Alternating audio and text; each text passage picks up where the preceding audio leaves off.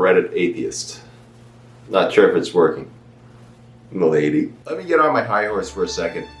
Modern Christianity in the US is kind of dumb. Sure, there's a small group of scholars and academics saying pretty smart stuff, but the average Christian is probably a bit dumber than a non-Christian. Well, love is love and homosexuality is just love, and they're trying to justify it. And so the church has to do some sort of defense. But in its defense, most people these days are kind of dumb, and there just are a lot of Christians. Think about how smart the average person is, and half of them are dumber than that. Of course, how smart you are is a product of privilege, education, and being lucky enough to have the time to develop your intellectual capacities. But then again, a lot of people are dumb just because they're lazy. But some of them are also not very nice, and they think they're morally superior to you. Really important work that all Christians should support to help try to fight abortion in this country. And a lot of these dumb, lazy, and self-righteous people just so happen to call themselves Christian. And they make up the institutions of religion, the public perceptions, and the political values that make up this warped, mutated leviathan that we call modern Christianity. Is this whole self-hating Christian thing getting too old? To be clear, I don't hate Christianity. I hate Christians and what they've done to Christianity. Maybe I'm too traditional and conservative for these Christian conservatives these days. I want to go back to the original Christianity, all the way back to 30 AD. You might say what I'm calling modern Christianity is a straw man, or the weakest intellectual version of Christianity. It's true that many scholars have very sophisticated and convincing arguments for theism, the metaphysics of God, and the historical Jesus. Why am I not representing Christianity like that? Those abortion protesters from church aren't citing Judith Jarvis Thompson and going around having intellectual debates. Take a life because you can't close your leg. They were told by the church that people are killing babies and that they need to stop this evil in the name of God, and apparently show pictures of abortions. Personally, it makes me support abortion even more if there's a slight chance a baby will end up like these protesters. It's the same thing with the average conservative. The bulk of the population of conservatives aren't the best intellectual representation of what conservatism could be. If you actually read the conservative academic literature or the decisions by the conservative Supreme Court justices, they're actually pretty cogent. You slippery, clever conservative nerds. You side with the racist, gun-toting rednecks, but you sure are the best of them. Modern Christianity is the label that I'm going to give to the popular forms of Christianity. What your average Christian believes in the US. There's no word for homosexuality in that. It's just no dude sleep with other dude. This is clearly not the strongest intellectual representation of the view, but from a empirical socio-anthropological perspective, this version of modern Christianity is what represents, unfortunately, the religion of Christianity as we see it today. Now, part of the difficulty here is that religion itself is a conceptually difficult term to define. It's typically understood to be a set of beliefs or practices that center around the sacred or the divine or the supernatural. But the difficulty is trying to fix these beliefs and practices and encapsulate them into definitive categories when there are so much variance and differences internally within these religions. We ignored everything but infant baptism. Are Baptists or Presbyterians more conservative? Well, that basically goes to the question of which one is conserving the teachings of the Bible. But how do we fix these beliefs and practices for a particular religion when the religion itself has so many varied practices and beliefs? Is it by what's most widely held within the population? Is it what's the strongest form intellectually? Or is it this historical look at where religion is now or how it first developed? Do we have to make certain subcategories within the religion, different denominations? It's very challenging for Christianity because there's probably 2 to 5 major branches of Christianity, but there's probably over 50,000 different denominations based off of these minute differences in beliefs. And again, the 50,000 different denominations also depends on how we define this term denomination. For simplicity, the approach I take here when I say modern Christianity is just what's most popular.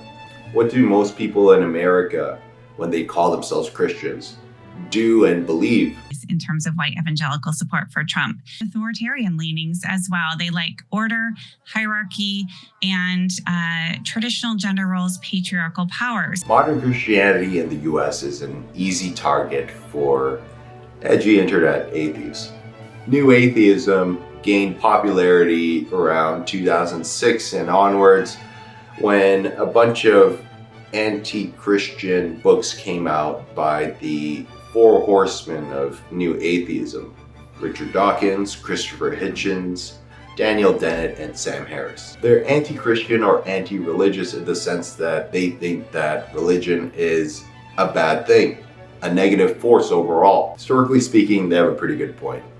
Religious institutions have been a source of violence, dogmatic thinking, and intolerance. But I, like many others, think that their philosophical arguments are really, really bad. But I can totally see where their hostility is coming from.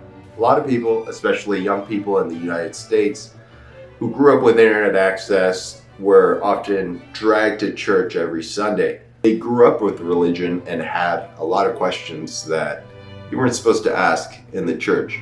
And if you did, you probably didn't get a very good answer. Questions like, what is the relationship between faith and science?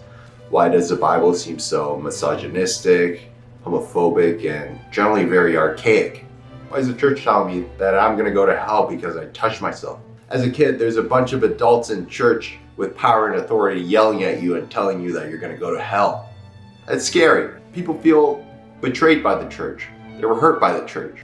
Once they leave the church, they feel like they've been lied to their entire life and they wasted time and effort devoting themselves to something that's just not true. There's probably a lot of childhood trauma associated with growing up in the church. You get scolded into this Puritan morality. You're sexually repressed and you stagnate intellectually. I get it. It feels like speaking truth to power because you have this large institution with an evil history and you have this ancient book that doesn't really make any sense, and you have a bunch of people with superficial beliefs at this social club with really strict rules, and they all think that they're better than you. I know, this is starting to sound very colonial, and yes, the church was involved in that too. Let's manifest our destiny, besties. Sorry. Then you see on the news, or maybe even your neighborhood, people like the Westboro Baptist Church hurling homophobic slurs and claiming to do so in the name of Christianity. And you see fundamentalists claiming that the Bible is a literal textbook and that the world, the universe was created in 7 days and that evolution is fake and that science talk is the devil. What have you learned, sir? Oh, shit. Fuck. Okay. In some places in America, this is all that's around you, and you feel like you're trapped in this cult. Unbreakable.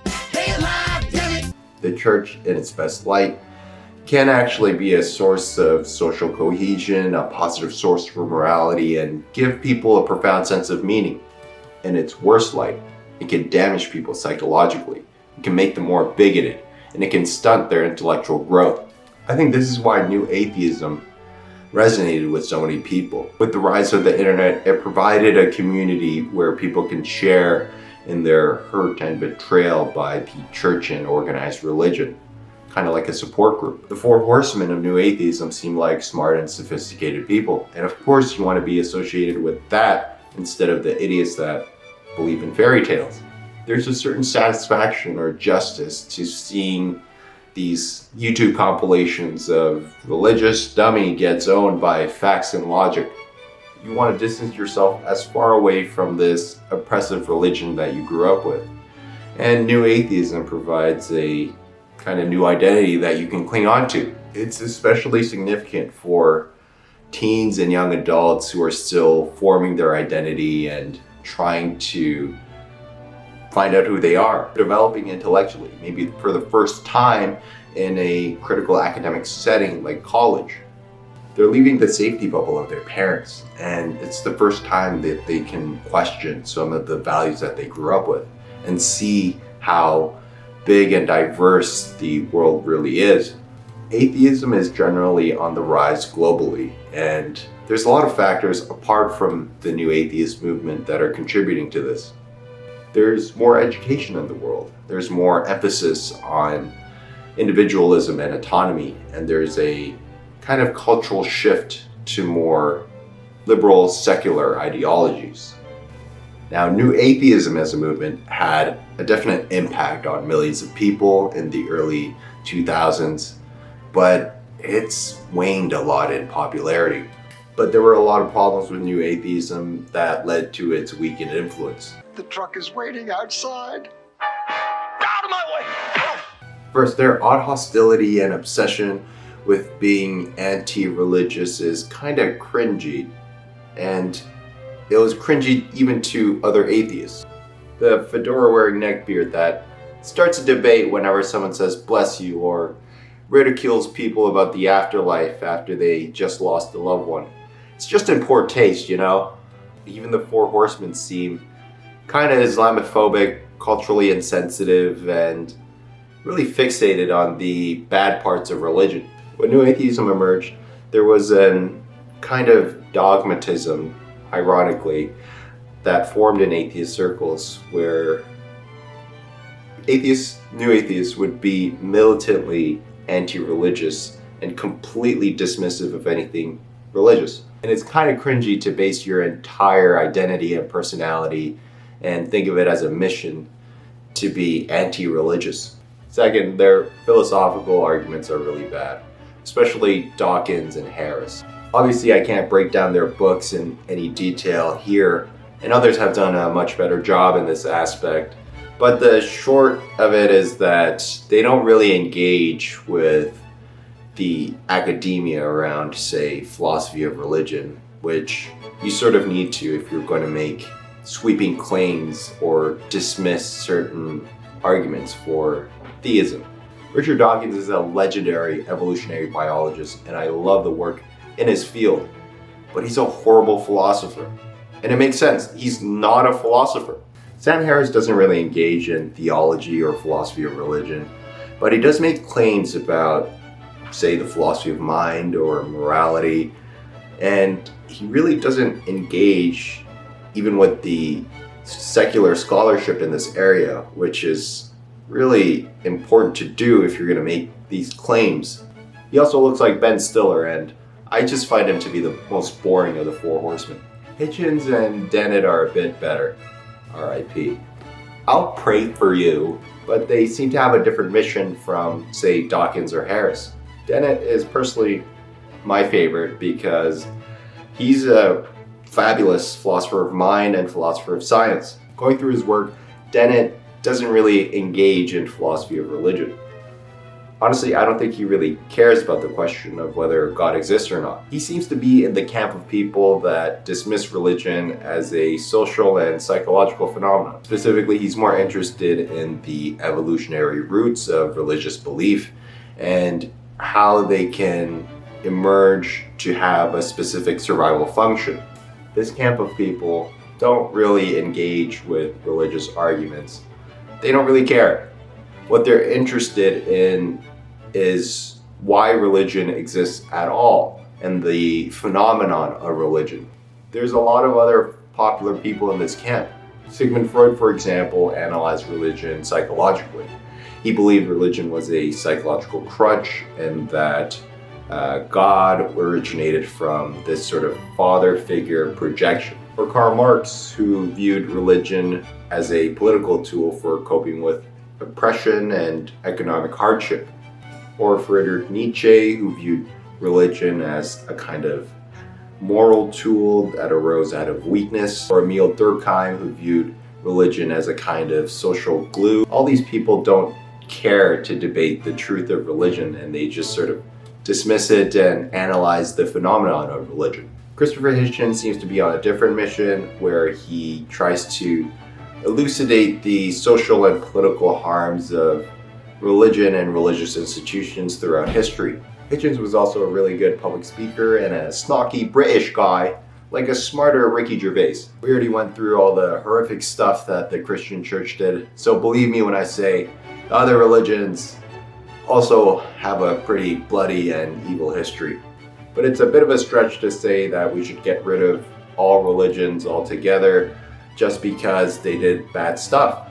It's at this point people try to point out all the good stuff religion did, but I'm not entirely convinced that it outweighs all the bad stuff. So overall, religion might be bad.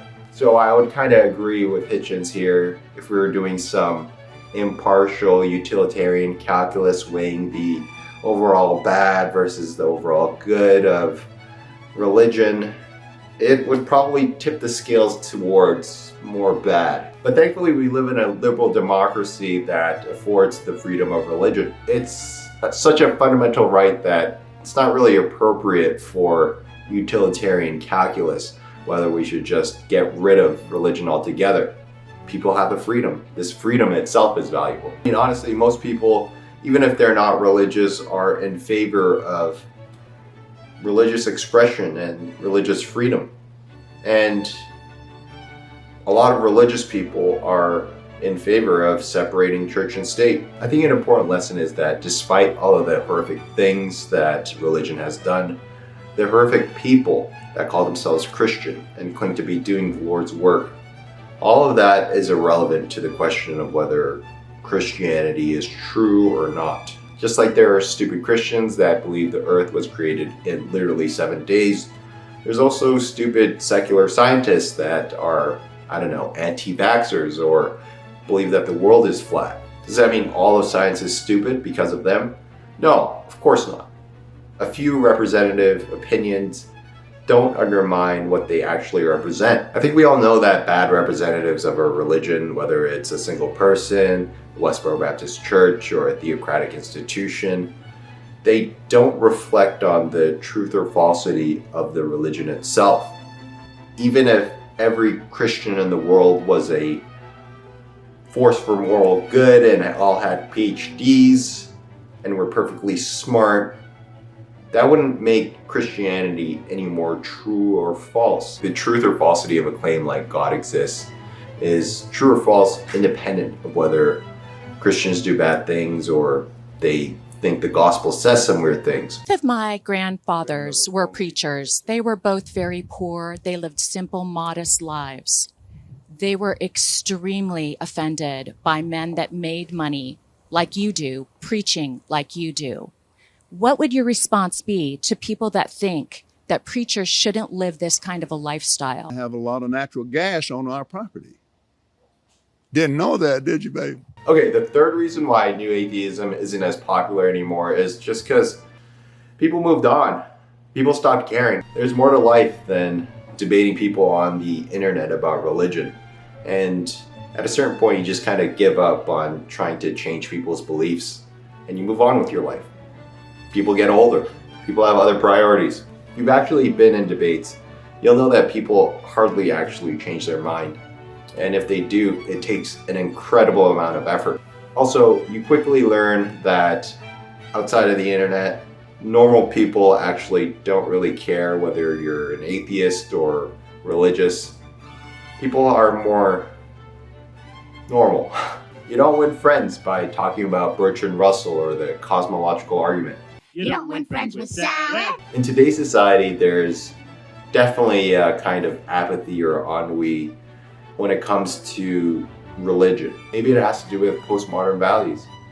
Maybe we're all just jaded from the institutions, the politics, the denominations, and everything else that comes with religion.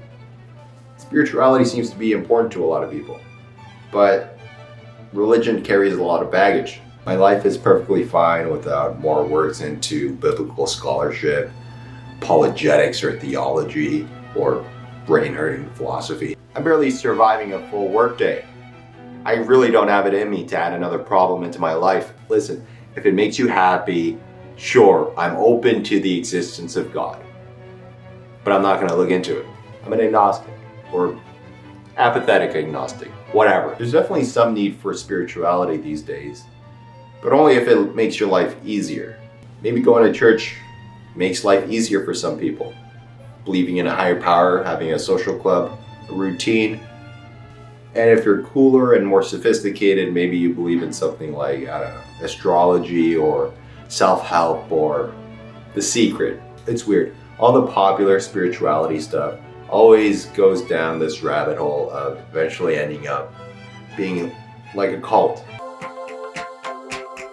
It's serving cult. I agree with some of the new atheists on the point that it's an important question whether Christianity is true or not, and it's worth investigating. But I'm not here to proselytize. What I'm here to do is argue that people haven't seriously considered Christianity and whether it's true or not, because people don't know what Christianity really is. They've been fed a fake version of Christianity. All people know is this version of Christianity that is rife with Christian nationalism, Puritan moralities, and this weird church morality that comes out of modern Christianity. It's the groups like the evangelicals or the Roman Catholics in the US. I'm grouping them all together for simplicity, but the point is, these institutions, these people, these churches that we see today are really not true forms of Christianity. True Christianity follows Jesus Christ, and modern Christianity is so inconsistent with the life and teachings of Jesus Christ that it can't possibly reflect the form of Christianity that emerged around 30 AD. You might be asking, aren't you just making a new sect of Christianity and calling it true Christianity? Listen, I'm not trying to define doctrine or solve theological problems. I'm returning to what C.S. Lewis called mere Christianity. I'm talking about the bare bones of Christianity, the minimum things that you need to believe and behave in order to follow and be like Jesus Christ. So, why should you care about finding the true Christianity and weeding through the bad PR of modern Christianity? Who cares? I know who I am, and my life is fine, and my schedule can't possibly fit an abstruse philosophical exploration into the truth of a religion. Totally fair. But I want to suggest now something like Pascal's wager, because I love gambling. No.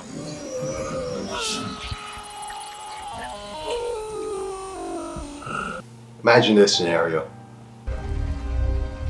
Here are your choices. You take the red pill. I hate what that represents now. It used to be this Matrix thing, but now it's something dirty. Anyways, you take this rouge pill. All I'm offering is the truth, nothing more. In the first scenario, you find out, after investigating, it's a lie. It's not true at all. The worst case scenario here is that you learned a little bit more about the true depths of one of the most influential religions in the world. You go on with your life a bit more educated. And we're all gonna die anyway, so who cares? Now, the second scenario of this rouge pill is that you find out true Christianity is pretty legit. Your whole view on the universe is turned upside down by this notion that there exists a personal God. You learn that you can form a relationship with this personal God through this historical figure named Jesus Christ. You learn you can have eternal life and meaning by pursuing this truth. Or you can take the blue pill and you don't investigate what true Christianity is. I'm very disappointed in you. No, I don't. What's it to me? You go on with your life. You've closed the book on Christianity based off of what you learned from secondhand accounts. You get to stay in your little bubble of undeveloped philosophical views on the universe, the meaning of life, and everything else that you gather from that's filled in by bits and pieces of media that you consume. The prevailing sort of postmodern view is that we're all gonna die anyway. Life is meaningless, so might as well try to come up with some meaning and have a good time. It's a fine way to live a life. I know I'm wording things in a very leading and biased way because, you know, The Matrix would have been really boring if Neo took the blue pill. What does that mean? I know we're all busy and your schedule can't fit in an inquiry into a radical existential transformation, but please consider this route before going into some weird hippie self-help journey spirituality type thing, or telling the universe positive affirmations, or worse, astrology. Ugh, red flag. That's gay? That's homophobic. Now, if you're a churchgoer or a Christian or anybody else I disparaged and you're still watching, are you mad at me? Listen, I can't say anything about the relationship you have between you and God, but please be careful about conflating church morality with God morality or Christian morality. They are not the same, and you need to do the heavy lifting of finding out how to follow the teachings of Jesus and what the ethics that flow out of it really mean. You can call yourself a Christian, but that's not enough. You need to find out as well what true Christianity is, and we all need to do a better job of exemplifying Jesus to the world. People don't trust Christians to be like Jesus anymore. People get on guard if they hear you're Christian, like you're Ned Flanders or something. And it's fair. There's too many historical failures, too many bad relationships with the church, and too many bad representatives of Christianity. This is all to say Christianity has a PR problem.